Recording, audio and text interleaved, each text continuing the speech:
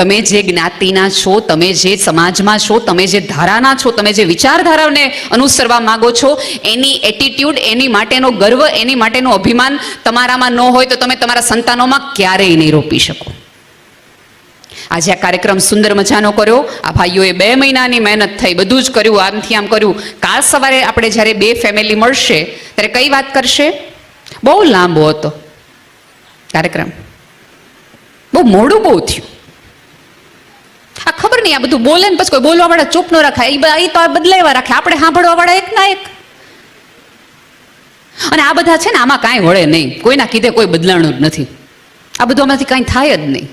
અને આ બધી ચર્ચા, કાર્યક્રમ કેટલો ખરાબ હતો, સામાજિક મેળાવડામાં કેટલી તકલીફો હતી, ધાર્મિક પ્રોગ્રામોમાં કેટલી બધી ભૂલો રહી જતી હતી, એ બધું આપણે કોની સામે બોલીએ? બાળક સામે. અને પછી તમે બાળક પાસે એવી અપેક્ષા રાખો કે બાળક મોટું થાય અને પૂરેપૂરું સંસ્કારી થાય. એવું તો કઈ રીતે બને? એવું તો કઈ રીતે બને? મોંઘામાં મોંઘા મોલમાં તમે જાઓ છો, કેટલી બધી શોપિંગ કરો છો, ત્યારે કોઈ દિવસ એવું કીધું જ કે કેટલું ખરાબ હતું, કાપડમાં કાંઈ લઈ લેવાનું નહોતું? એને તો 3000 ચૂકવાનો જ આપણને બહુ આનંદ હોય. 3000નો ડ્રેસ લીધો એટલે છોકરાને એમ થાય ખાડું પૈસા વધુ દ્યો ને એ વસ્તુ હારી જો, એમાં કાંઈ વાંધો હોય જ નહીં. ચોક્કસ કોઈ ક્ષતિ રહી જતી હોય, કાર્યક્રમો છે, બધું જ છે, પણ તમે જે કાર્યક્રમમાં બાળકને લઈને આવ્યા હોય ને, એના ગુણો અને એના દુર્ગુણો બાળકની સામે નહીં, બાળક સાંભળે ત્યારે નહીં, પછી કહેવાનું રાખો. આપણા આખા વ્યવસ્થાની તમે વાત કરો ને તો આપણને હોલ હોય, રસોડું હોય, બેડરૂમ હોય, બધી જ વાતો હોલની ન હોય. ભાઈએ વાત કરી કે ભાઈ મોબાઈલમાં બહુ આ પેઢી રહે છે, સહમત છું. હા, આ પેઢી મોબાઈલમાં સહેજ વધુ રહે છે આપણા કરતા. પણ ફેમિલી ગ્રુપમાં સૌથી વધુ એક્ટિવ કોણ છે? દાદા. રાત્રે 2 વાગે છોકરો બહાર હોય અને મેસેજ કરતો હોય ત્યારે એ જોઈએ કે દાદા અને દાદી બંને ઓનલાઈન છે, અને સવારે પાછા તમે મંગળાની અમને વાતો કરો, તો એવું બધું તો ન થાય. અને બીજું કે ચાલો બાળકો સ્ક્રીન પર ન જોવે, તમારી આંખોમાં જોવે. તમારી આંખમાં એટલી કરુણા, એટલો પ્રેમ અને સ્વીકાર છે કે બાળક સ્ક્રીનની બદલે તમારી આંખોમાં જોવે? ચોક્કસ બાળક તમારી સાથે જમવા બેસે મોબાઈલ બાજુમાં રાખીને, એટલે આપણે ક્યાંથી શરૂઆત કરી? રીંગણા ખાને, આ રીંગણા ખાય તો કોક દી મોટો થાય. આવડો મોટો થયો, હજી રીંગણા નથી ખાતો. છોકરીને તરત તો એમ કે કેટલા માર્ક આવ્યા? છોકરી એમ કે આટલા. ફલાણા ભાઈની દીકરીને જો, રિક્ષાવાળા છે એના પપ્પા, તોય કેવી મહેનત કરીને આમથી આમ કરે છે. તરત છોકરાઓ તમારી સામે બેસે ત્યારે તમે છોકરાઓને સતત એવું કીધા કરો છો કે તમે શું નથી, અને ફલાણા ભાઈના છોકરા શું છે, ફલાણા ભાઈના છોકરા જો. એક વસ્તુ યાદ રાખો, તમારે બાળક કરવું કે ન કરવું એ તમારા હાથની વસ્તુ હતી. બાળકના હાથમાં નહોતું મારે આ મા બાપનો સ્વીકાર કરવો કે ન કરવો, એને તો સ્વીકાર કરવો જ પડે. તમે વિચાર કરી લો કે તમે સતત બાળક પાસે ભણવાની, સંસ્કારની, સારા વ્યવહારની, ક્યાંક પહોંચી જાય એની આંગળી રાખો છો, અપેક્ષા રાખો છો. આજે તમારું બાળક આવીને એમ કહે સ્કૂલેથી આવીને કે ભાઈ અમે સાંભળ્યું છે કે મુકેશભાઈ અંબાણી છે એ વિશ્વના સૌથી ધનાઢ્યમાં 3જા નંબરે છે. પપ્પા, જ્યાં સુધી 3જા નંબરે ન આવે ને ત્યાં તમે મને બોલાવતા નહીં. કે તો મમ્મી મને તું જ્યાં સુધી દીપિકા પાદુકોણ જેવું તારું ફિગર ન થાય ત્યાં સુધી આપણી સામે ન જોતી, આપણને નહીં પોસાય. બાળક એવું તમને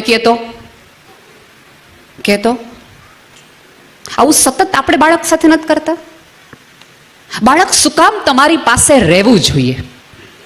તમે એવું એને કયું કલરફુલ વિશ્વ બતાવી શકો છો કે જે મોબાઈલની સ્ક્રીનમાં જેને ગૂગલ બતાવે છે, જેટલી મજા અને આનંદ કરાવી શકે એટલી વાતો ને વિચારો તમારી પાસે છે? તો બાળક તમારી પાસે આવીને બેસે. કેમ? આપણે બધા સાધુ સંતોના ચરણે બેસી જઈએ છીએ કારણ કે એની વાત સાંભળવી આપણને ગમે છે, એના હોવાથી આપણે શાંતિ અનુભવીએ છીએ. એવું તમારી પાસે કાંઈ છે કે તમારા બાળકને તમારા હોવાથી શાંતિ અનુભવાય? તો એ તમારી પાસે રહે, મોબાઈલમાં નહીં. અને પછી વાંક કાઢી દેવો તો બહુ જ સહેલો. જો આપણા બાપુજીને મમ્મીઓ એમ કહેતા કે આ પેઢીમાં કાંઈ લઈ લેવાનું નથી, અને એની પેઢીએ એમ કીધું હતું કે આ પેઢીમાં કાંઈ લઈ લેવાનું નથી. અહીંયા આપણે બધાએ સાંભળ્યું છે ને, પહેલી વખત જ્યારે ટાઈપરાઇટર આવ્યું હશે ત્યારે દઈને વિરોધ કર્યો હોય બધાએ. પેન આવી હશે પહેલું વહેલી, ત્યારે પેનનો વિરોધ થયો હતો. આ જગતમાં જ્યારે જ્યારે કશુંક નવું થાય છે ત્યારે વિરોધની જ ધરતી ઉપરથી કશુંક ઉગે છે. કોઈ સવાલ જ નથી.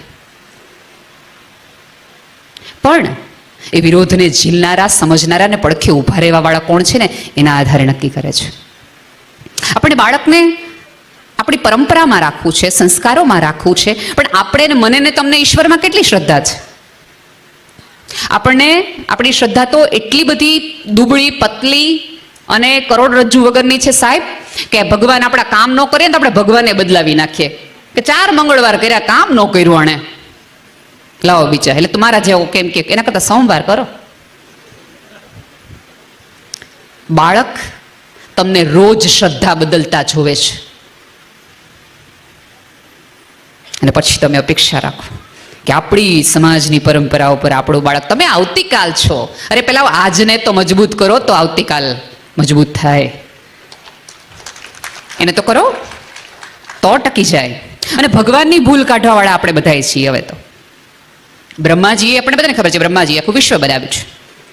બ્રહ્માજીએ વિષ્ણુ ભગવાનને જઈને એવું કીધું કેમ તો બધું મેં વ્યવસ્થિત કર્યું છે, પણ હજી કંઈક એમ લાગે છે કે બરાબર ચાલતું નથી, આખી આ વ્યવસ્થામાં કાંઈક ભૂલ લાગે છે, બધું સરસ રીતે ચાલવા માટે કશું કંઈક જોશે. એટલે વિષ્ણુ ભગવાન એવું કહે છે કે તમે સમજાવો કે તમે કઈ રીતે આખી પૃથ્વીની વ્યવસ્થા કરી છે ને કઈ રીતે. એટલે બ્રહ્માજીએ શરૂઆત કરી, કારણ કે મેઇન એન્જિનિયર તો એ જ. એણે એવું કીધું કે મેં 21 લાખ એવી પ્રજાતિઓનું નિર્માણ કર્યું છે જે પરસેવામાંથી, સૂર્યપ્રકાશની હાજરી વગર, તમે જૂ છે, ટોલા છે, ઉધઈ છે, ઈયળ છે, એ બધું સૂર્યપ્રકાશની ભેજવાળા વાતાવરણમાં પરસેવામાંથી ઉત્પન્ન થતી પ્રજાતિઓ. 21 લાખ પ્રજાતિ મેં આવી બનાવી છે. 21 લાખ પ્રજાતિ મેં ઈંડામાંથી સર્જન થાય એવી બનાવી છે. 21 લાખ પ્રજાતિ મેં એવી બનાવી છે કે ધરતી ફાડીને જન્મ લે વૃક્ષો. અને 21 લાખ પ્રજાતિ મેં એવી બનાવી છે કે ચામડી ફાડીને, એટલે ગર્ભમાંથી બાળક આવે, કોઈ પણ પ્રાણીને, માણસને, બધા. 21 લાખ મેં, એટલે 84 લાખ ફેરાને મેં 21 લાખ આવા 4 ખંડમાં મેં વિભાજિત કર્યા છે. એટલે વિષ્ણુ ભગવાન કે આમ તો કઈ બરાબર નથી, પણ થોડુંક ઓછું કરી નાખીએ ને, એકાદ બોલ કાઢી નાખીએ ને. બ્રહ્માજી પાના પેચીને ઘા કરે, એટલે તમે કરો તો મોટા એન્જિનિયર તો તમે જ છો. ભગવાને શરૂઆત કરી. પહેલું વહેલું એણે પક્ષીમાંથી લોભ કાઢી નાખ્યો. તમે જુઓ, તમે પક્ષીને દાણા નાખો તો તમારા ઘરે એને ભૂખ હોય ને એટલા જ ચણીને જાય. કોઈ દિવસ એવું જોયું કે પોતે લઈ જઈને થોડાક 250 ગ્રામ લેતું જાય, વરસાદ આવશે કામ લાગશે, માળામાં ભરી રાખો. એ માણસની પ્રકૃતિ છે. પક્ષીમાંથી ભગવાને લોભ નામનો બોલ્ટ કાઢી નાખ્યો. પશુમાંથી ભગવાને વાચા લઈ લીધી. તમે વિચાર કરો કે આપણા પશુઓ બોલતા હોત તો, ગાયને તમે એમ કહો કે 3 લીટર દૂધ દેવાનું, તેમ કે કયું ઘાસ દીધું તું, ગાય બોલતી હોત તો એ તમને કહે કયું ઘાસ દીધું તું, 3 લીટર દૂધ આમાંથી આવે, સારું ઘાસ દો દૂધ આવે. બળદ ખેડૂત ખેતરે લઈ જતા હોય અને સવારે ઉઠાડે તો બળદ એમ કે આજ નહીં ઉઠાય, આજ મૂળ નથી, અને મને હાથ તો લગાડતો જ નહીં, હો લાકડી બાકડી મારતો જ નહીં, મારા એક પાટા નહીં તમે ખમી શકો. પશુઓ બોલતા હોત તો માણસને આ તકલીફ થઈ જાય. એટલે પશુમાંથી ભગવાને એક બોલ્ટ ઓછો કરી નાખો, વાચા લઈ લીધી. વૃક્ષમાંથી મોહ લઈ લીધો. કોઈ પણ વૃક્ષ પોતાનો ફળ રખાય તો આંબો એમ કે હારી હારી કેરીઓ આપણા છોકરા માટે રાખી દેજો, હળેલા ભલે આ ખાતા, પાણી પીવા ક્યાં આવ્યા હતા. મોહ લઈ લીધો. પક્ષીમાંથી લોભ લીધો, પશુમાંથી વાચા લીધી, વૃક્ષમાંથી મોહ લઈ લીધો, અને માણસમાંથી સંતોષ લઈ લીધો. તે દોનો આ ગોળ કચાડો હેલા જ રાખે છે, હેલા જ રાખે, હેલા જ રાખે, કાંઈ ફેર નથી પડ્યો. ઘણી વખત આપણે માણસ તરીકે આપણને એવું થાય કે ભગવાન માટે તો બધું કેટલું ઇઝી છે. એક આમ ચમત્કાર કરે, એક વીજળી કરે, બધું ભૂખ્યા હોય એને અન્ન મળી જાય, ગરીબ હોય એને વસ્ત્ર મળી જાય, આને આ મળી જાય, આપણા લોનના હપ્તા ભરાઈ જાય, કોઈને કાંઈ જોતું જ નહીં, કોઈને કાંઈ ઘટે જ નહીં. ભગવાન માટે તો બધું કેટલું સહેલું છે. થઈ જાય માણસ તરીકે આપણે વિચાર આવે. પણ તમે વિચાર કરો કે બધા પાસે બધું હોત જ તો કોઈની પાસે કોઈ આવત? બધા જ પાસે, આ પૃથ્વીના દરેક માણસ પાસે 2 રૂમ રસોડાનું ઘર હોત તો કોઈ શું કામ છે? કોકનું 3 રૂમ રસોડાનું ઘર જોઈએ તો 2 રૂમ વાળાને એમ થાય કરવું પડશે, આવું કરાય. તમારું ઘર બનતું હોય ત્યારે તમને કડિયાની દાળિયાની જરૂર પડે. એ કડિયા દાળિયા છે એ ઝૂંપડામાં રહેતા હોય ને, એટલે તમારા કામે મજૂરી કરવા આવે કે આવા ઘર હાટું આપણું ઘર બનાવવું હોય તો આના ઘર મજૂરી કરવા જવું પડશે. એની વ્યવસ્થામાં ભૂલ કાઢી શકીએ ને એટલા બુદ્ધિશાળી તો હજી આપણે નથી થયા, ગમે એટલું વિજ્ઞાન આગળ વધી ગયું હોય. હે, એણે આપણને બનાવ્યા છે ને આપણે એની બનાવવાની લાઈમાં પડી ગયા છે. તમારા સંતાનને તમારાથી જોડાયેલા, તમારા સમાજ અને સંસ્કૃતિ સાથે જોડવા માંગતા હો તો એને સાચી શ્રદ્ધાના ઠેકાણા આપો, અંધશ્રદ્ધાના નહીં. કારણ કે આ પેઢી તો પૂછવા વાળી પેઢી છે, વિસ્મય, પ્રશ્ન પૂછશે, અને પ્રશ્ન પૂછે ને આ જગતના કોઈને નથી ગમ્યું. એક જ કૃષ્ણ હતો કે જેણે એક પ્રશ્ન સામે આખી ગીતા કીધી. તમને બધાને કદાચ ખબર હશે કે એક નાનું એવું બાળક છે, એ આવી રીતે સરસ મજાના સફરજનના ઝાડ નીચે સૂતું પુસ્તક વાંચતું હતું. સફરજન નીચે પડ્યું. એક બાળકને વિસ્મય વાળો પ્રશ્ન થાય કે આ સફરજન નીચે કેમ પડ્યું, ઉપર કેમ ન ગયું? એને જઈને એના પપ્પાને પૂછ્યું કે હું વૃક્ષ નીચે, સફરજનના વૃક્ષ નીચે વાંચતો હતો, અભ્યાસ કરતો હતો, અને સફરજન નીચે પડ્યું, પપ્પા સફરજન ઉપર કેમ ન ગયું? તરત તેના પપ્પાએ કીધું, બાળકની જિજ્ઞાસુ વૃત્તિ પોષે એવો પિતા હતો કે બેટા એ પ્રશ્ન તો મને થાય છે, તારી જિજ્ઞાસા વૃત્તિને સંતોષી શકાય એ માટે તારે જે કરવું હોય, સંશોધનો કરવા હોય, અમે તને પૈસા આપીએ, અમે તને મદદ કરીએ. મમ્મી પાસે જાય છે, માં પણ એવી હતી. મમ્મી કે સફરજન નીચું કેમ આવે છે, ઉપર કેમ નથી વયું જતું, સાઈડમાં કેમ નથી જતું, ડાબે કેમ નથી, જમણું કેમ નથી, કેમ એક્ઝેક્ટ સીધું નીચે જ આવે છે? મમ્મીએ એમ કીધું, બેટા એ પ્રશ્ન તો અમને હજી સુધી નથી થયો, પણ તારો પ્રશ્ન બહુ જ સાચો છે, સંશોધન કરી શકાય એવો છે. તારે શિક્ષણમાં જરૂર હોય કે એના સંશોધનમાં જરૂર હોય, તમે તને વ્યવસ્થા કરી આપી આ બધી, કે જે તને પ્રશ્નો આપ્યો સ્ફુર્યો છે, એ પ્રશ્નનો તને જવાબ મળે એની માટેની અમે વ્યવસ્થા કરી આપીએ. બાળકના જિજ્ઞાસા વૃત્તિ સંતોષે એવા મા બાપ હતા ને, એટલે એમાંથી આઇઝેક ન્યૂટન પેદા થયો ને, જેણે ગુરુત્વાકર્ષણના 3 નિયમ તમને ને મને આપ્યા, અને આખી પૃથ્વી અત્યારે એના ઉપર અડધી હાલે છે, તમામ મશીનરીથી લઈને બધું. આપણો છોકરો હોય તો વાંચતો બેઠો હોય ને સફરજન હેઠે પડે ને આપણને પૂછે, એક સપાડીને ઉપાડી, તને વાંચતી વખતે જવા બધા પ્રશ્ન ઉજે છે ને, મને વાંચવા માંડ, આ ભણવા વખતે તને એવા પ્રશ્ન ઉજે છે. બાળકના વિસ્મયને ક્યાંક ને ક્યાંક આપણે મારી નાખીએ છીએ, અને ક્યારેક આપણું અજ્ઞાન જતું ન થાય ને એટલે બાળકને આપણે ડાયવર્ટ કરી દઈએ છીએ. તમને આ વસ્તુની નથી ખબર એવું કહેતા બાળકને શીખવાડો કે બેટા આ પ્રશ્નનો જવાબ મને નથી ખબર. અમે તને સ્કૂલે એટલા માટે મોકલીએ છીએ, અમે તને સાધનો પ્રસાધનોની વ્યવસ્થાઓને લાઇબ્રેરીઓમાં એટલા માટે મોકલીએ છીએ કે અમને જે નથી આવડતું એ તું શીખીને આવ. પણ આપણે તો બધા જ એવું માને કે બાળકને કેમ એવું કેવું કે મને નથી આવડતું. તમારા આવડવા ઉપર તમારા સન્માનનો આધાર નથી, તમારા પ્રેમ કરવા ઉપર તમારા સન્માનનો આધાર છે. તમે શું છો એના આધારે નહીં, સમાજને તમે શું આપી શકો છો ને એના આધારે તમારું સન્માન થાય. એ શીખવો બાળકને. ફરીવાર કહું છું કે સંસ્કારો બોલીને, કહીને, લેખિતમાં આપી નહીં શકાય, જીવીને આપવા પડશે. અને આ પેઢી તો બહુ જ સ્માર્ટ છે, બહુ જ એટલે બહુ. લોકડાઉનમાં સ્વામીજીએ વાત કરીને, એટલે મારી ભત્રીજીને અમે, કેમ કે એટલી નાની ઉંમરની હતી કે વાંચી નથી શકે, એટલે મને હતું કે રામાયણ મહાભારત એવું બધું દેખાડીને, ત્યારે લખેલી જૂનું રામાયણ આવતું હતું, એટલે જે ઘણું બધું એમાં ફેરફારો નહોતા, એટલે બતાવી શકાય એમ હતા. મારી ભત્રીજી 6 વર્ષની, એને મેં દેખાડતા હતા કે આ, અને એ પહેલાં મેં એને બધા સંબંધો સમજાવી દીધા હતા કે પતિ પત્ની ભાઈ બહેન આ બધા પ્રકારને હતી.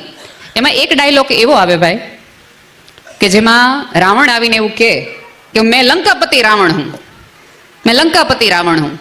એટલે મારી 6 વર્ષની ભત્રીજી, ત્યારે મારી 35ની ઉંમર હતી, અને મને આવીને એમ કે હે નેહલ, આની પત્ની તો મંદોદરી હતી, આ ક્યાં લંકાપતિ હતો? એ કે હજી આપણને બધાને આ પ્રશ્ન હજી નથી ઊભો થતો કે આની પત્ની તો મંદોદરી હતી, લંકાપતિ થોડો હતો? એ કે આ પેઢી છે કે જે તમને નથી ઉભા ને શાસ્ત્રોના પ્રશ્નો. અને જ્યાં સુધી તમારી પેઢી શાસ્ત્રો માટે પ્રશ્ન ઊભા કરે ને ત્યાં સુધી સમજજો કે શસ્ત્રો ઉપર નહીં જાય, શાસ્ત્ર ઉપર જીવવાની શરૂઆત કરશે.